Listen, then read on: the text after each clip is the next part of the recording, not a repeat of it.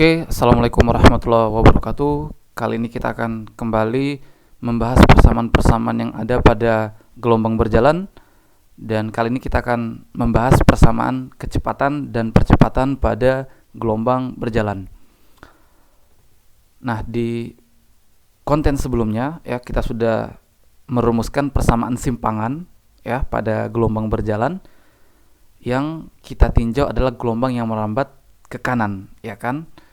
Yaitu persamaannya seperti ini. Kalau kita tinjau kemarin ya bahwa A sin 2pi T per T kurang 2pi X per lambda ya. Dan ini untuk gelombang yang merambat ke kanan. Kalau yang merambat ke kiri maka kita gunakan plus di sini, ya kan? Oke.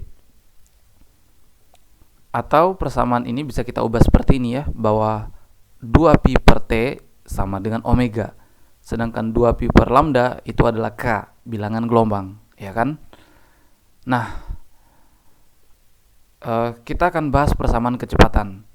Nah, secara umum yang telah dipelajari di materi kelas 10 ya, bahwa kecepatan yaitu adalah perubahan dari posisi terhadap waktu, atau bahasa matematisnya adalah diferensial dari posisi, turunan dari posisi terhadap waktu ya, dx per dt.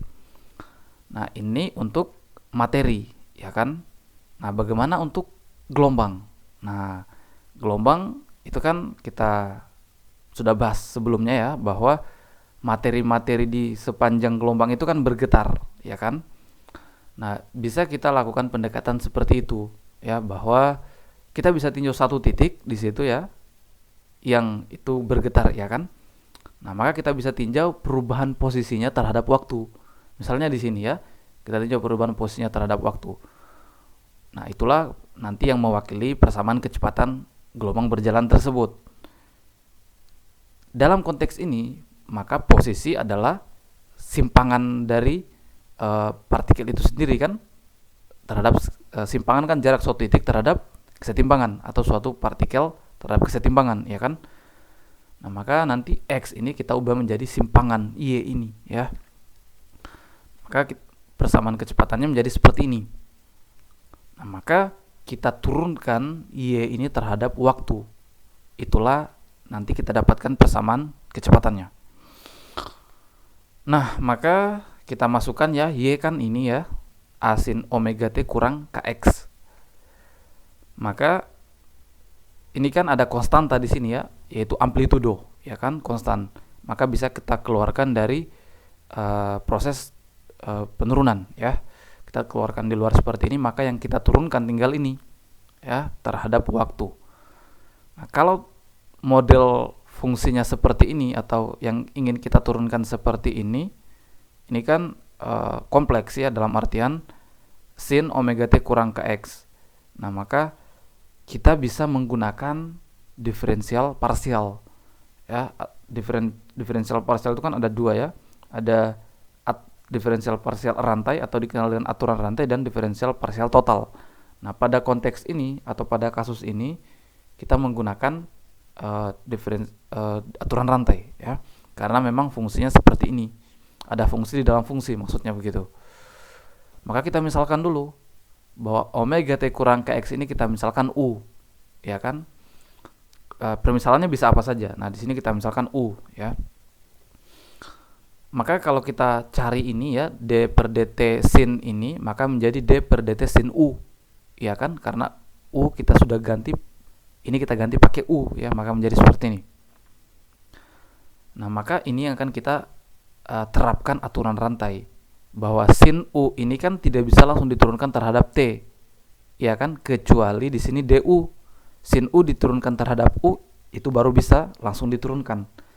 Tapi karena ini sin U terhadap T, maka kita harus ubah seperti ini. Ini yang dikenal dengan aturan rantai, bahwa U sin U kita turunkan terhadap U, baru kali DU per dt. U yang kita turunkan terhadap T.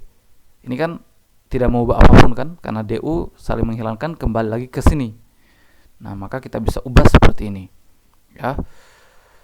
Maka sin U kita turunkan terhadap U, hasilnya cos U, ya kan, turunan sin kan cos ya, cos U. du per dt, u kita turunkan terhadap t, maka ini kita turunkan terhadap t, omega t diturunkan terhadap t, tinggal omega, ya kan? Min kx diturunkan terhadap t 0 karena ini bukan fungsi t, ya kan? Maka ini u atau ini diturunkan terhadap t, hasilnya adalah omega. Jadi ini hasilnya omega.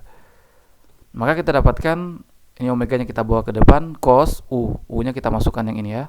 Jadi seperti ini. Nah, inilah hasil dari turunan sin omega t kurang kx terhadap t. Hasilnya ini ya. Nah, maka kita dapatkan persamaan kecepatannya adalah a ya, a kali turunan ini, yaitu ini ya kan? Ini kan? Yaitu a omega cos ini. Ya. Nah, inilah persamaan kecepatan pada gelombang berjalan ya. Oke, berikutnya adalah persamaan percepatan. Nah, kita sudah dapatkan persamaan simpangan dan persamaan kecepatannya ini ya. Nah, percepatan itu kan dipelajari juga sejak kelas 10 semester 1 ya, bahwa kelas 10 semester 1 bahwa percepatan itu turunan pertama atau turunan dari kecepatan terhadap waktu. Ya kan, perubahan kecepatan terhadap waktu, atau bahasa matematisnya kita gunakan diferensial ya, turunan dari kecepatan terhadap waktu.